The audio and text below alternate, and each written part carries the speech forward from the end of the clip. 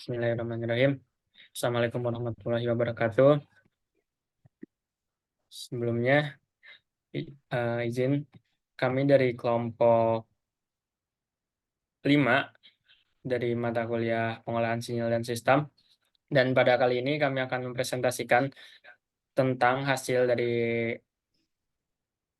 percobaan kami atau praktikum kami tentang proyek UAS sinyal sistem ini. Dan sebelum masuk ke penjelasan, izinkan kami memperkenalkan kelompok kami terlebih dahulu. Di mana boleh lanjut, next slide. Oke, kami terdiri dari 4 anggota, di mana yang pertama ada Harfisani, yang kedua ada Mikdad Fauzan, yang ketiga ada saya sendiri Permana Fadila, dan yang keempat ada Yudi Pratama. Oke, mungkin di sini bisa langsung dilanjut aja ke next slide untuk penjelasannya. Oke, yang pertama ini ada praktikum mengenai atau tentang fenomena Gibbs, di mana kami memasukkan 4 sinyal masukan yang berbeda, dimulai dari nilai 8, 4, 8, 16, 24, dan juga 100. Dan ini yang foto pertama itu merupakan hasil dari masukan sinyal 8, yang kedua adalah foto hasil grafik dari masukan sinyal 16. Lanjut, next slide.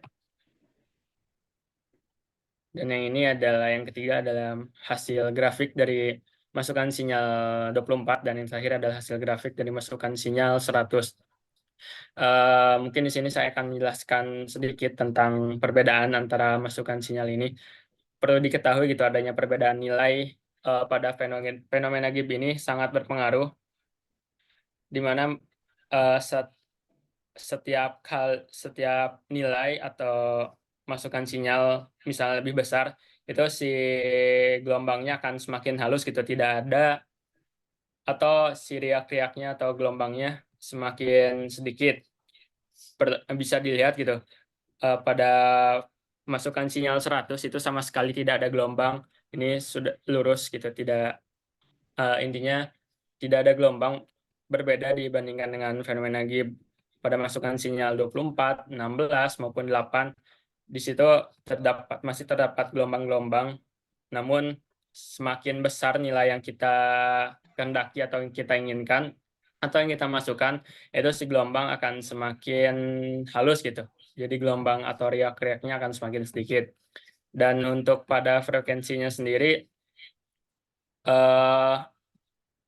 misalnya dengan nilai 24 gitu, adanya puncak dalam spektrum frekuensi yang sesuai dengan frekuensi yang digunakan dalam aproksimasi sinyal waktu. Jadi secara umum misalnya dengan nilai N yang lebih besar, misalnya 24, grafik-grafik tersebut itu akan memberikan aproksimasi yang sangat baik gitu terhadap sinyal segitiga. Begitupun pada nilai-nilai masukan selanjutnya. Mungkin itu yang bisa saya jelaskan tentang hasil dari praktikum tentang fenomena Gibbs ini. Mungkin bisa dilanjut. Oke, untuk di nomor 2 ini kita mengamati tentang frekuensi pada sinyal tunggal, di mana di grafik yang sebelah kiri itu hanya menampilkan waktunya saja, sedangkan di grafik sebelah kanan itu kita menampilkan waktu dan juga frekuensinya itu, dan juga frekuensinya. Di sana kami menyimpan nilai frekuensinya 5 dan juga amplitudenya itu 1. Oke, next.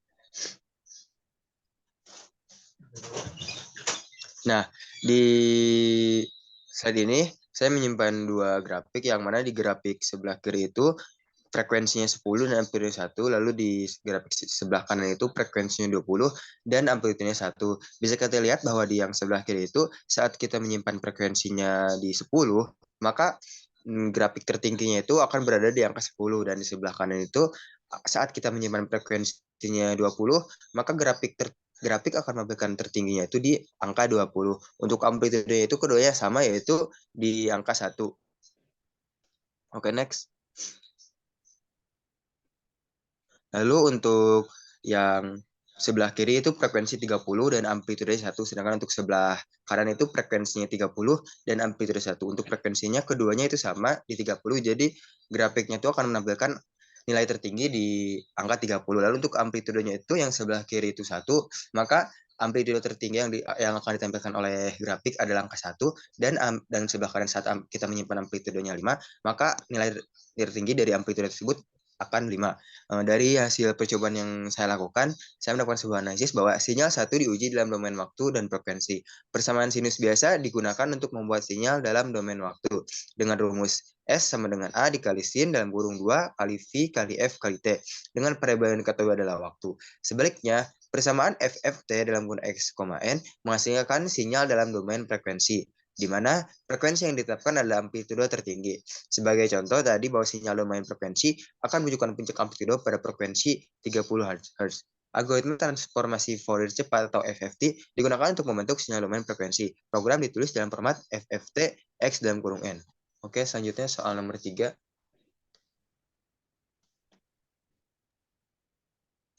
Selanjutnya yaitu dengan tema percobaan frekuensi dengan kombinasi dua sinyal, yaitu dengan sampel F1 bernilai 1, F2 kondisi awal yaitu 3, S1 yaitu amplitudo untuk F1 bernilai 2 kali pi, dan S2 untuk frekuensi yang kedua bernilai 2/3 kali pi.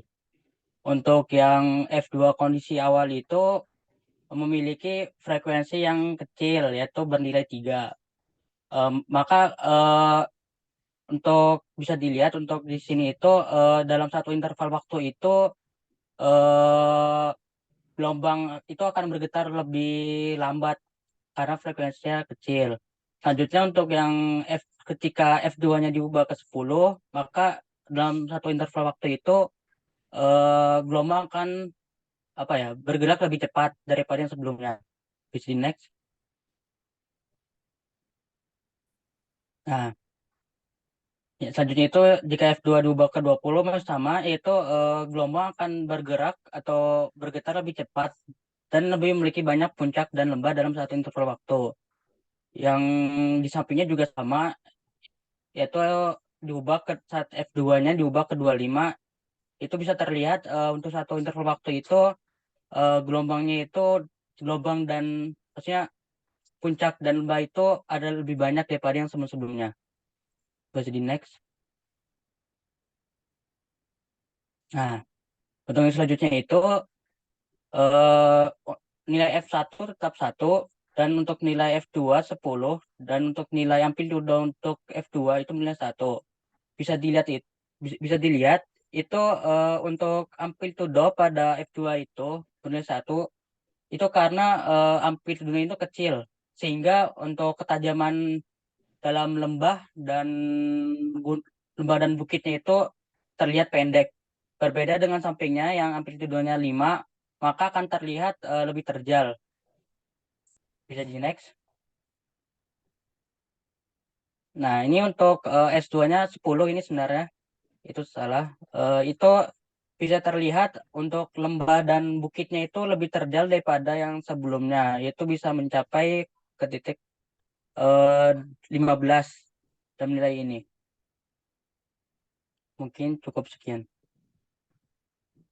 Lalu untuk nomor 4 sendiri mungkin saya akan menjelaskan langsung di program MATLAB-nya gitu.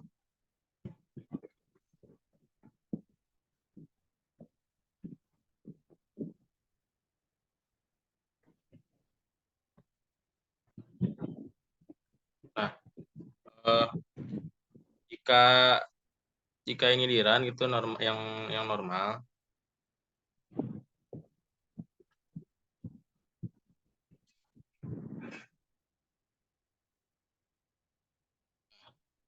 ini akan menghasilkan grafik yang seperti ini gitu. Jadi di sini juga di domain frekuensi itu yang paling tinggi amplitudonya itu si F1, karena F1 itu rumusnya 2/pi dikali sin 2pi F1T. Nah, yang mempengaruhi adalah 2/pi ini. 2/pi ini tuh dia nilainya lebih gede daripada gelombang pada S2, S3, S4 gitu.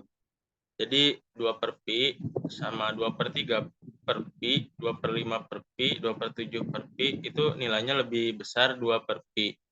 Makanya mungkin untuk kedepannya di sini buat domain frekuensi gitu sama domain waktu mungkin akan dipengaruhi oleh F1 sendiri gitu.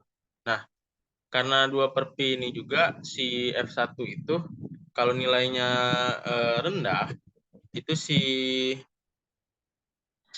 gelombangnya pun kayak gini gitu. Gelombang yang keseluruhan nih, lihat itu periodenya tuh lebih rapat gitu, lebih lama gitu, lebih pendek, lebih panjang maksudnya. Nah, kalau misalkan di sini F1-nya nilainya di in, si gelombangnya ini akan lebih tidak teratur gitu. Jadi karena si F1 ini sangat menentukan gelombangnya.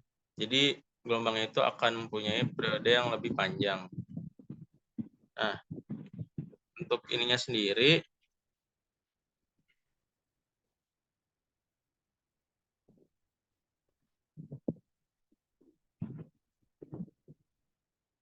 nah, terlihat bahwa jika kita mengubah F2, F3, F4-nya, di sini gelombang keseluruhan itu tidak ikut pendek gitu, tidak ikut seperti pengubah apa ya, tidak banyak gitu gelombangnya tidak sebanyak jika kita memperbesar F1 gitu, karena F1 itu sangat menentukan semuanya, makanya nilai gelombangnya pun di sini akan apa ya, akan lebih panjang gitu untuk periodenya. Nah, lalu di domain frekuensi sendiri dapat terlihat bahwa di sini juga F1-nya itu paling tinggi gelombangnya gitu. Karena F1 itu punya nilai yang paling besar. Nah, karena F1 itu yang saya bilang tadi gitu. F1 itu di sini nilainya itu buat rumusnya adalah 2/pi. 2/pi itu akan lebih besar daripada 2/3pi, 2/5/pi gitu. Makanya untuk penjumlahan gelombangnya sendiri atau kombinasi 4 gelombangnya sendiri mungkin akan didominasi oleh S1 ini. Mungkin sekian penjelasan saya, mungkin bisa dilanjut ke kesimpulan. Oke, mungkin setelah menjelaskan dari soal 1 hingga soal keempat tentang fenomena Gibbs, kombinasi 2 sinyal, 4 sinyal, dan lainnya, kesimpulan yang dapat kami ambil atau yang dapat kami dapatkan gitu, bahwasanya praktikum ini itu memberikan pemahaman terkhususnya tentang bagaimana sih deret Fourier dapat digunakan untuk mempresentasikan sinyal yang kompleks dan bagaimana fenomena Gibbs itu dapat mempengaruhi aproksimasi sinyal yang barusan sudah dijelaskan gitu, dan juga pada pengamatan frekuensi pada kombinasi 2 atau 4 sinyal itu dapat memberikan wawasan pada kami, khususnya juga pada teman-teman atau ibu dosen, tentang kontribusi frekuensi-frekuensi individu terhadap sinyal gabungan. Pun juga pemahaman ini penting gitu dalam suatu analisis sinyal dan pemrosesan sinyal untuk berbagai aplikasi seperti komunikasi dan pemrosesan audio. Mungkin itu sih kesimpulan yang dapat kami ambil dari hasil praktikum. Mungkin hanya sekian penjelasan yang dapat kami paparkan dari hasil praktikum yang telah kami lakukan atau telah kami uji gitu. Mungkin mohon maaf apabila masih banyak kesalahan ataupun salah kata dalam pengucapan. Kami pamit undur diri. Wassalamualaikum warahmatullahi wabarakatuh. Terima kasih, Bu.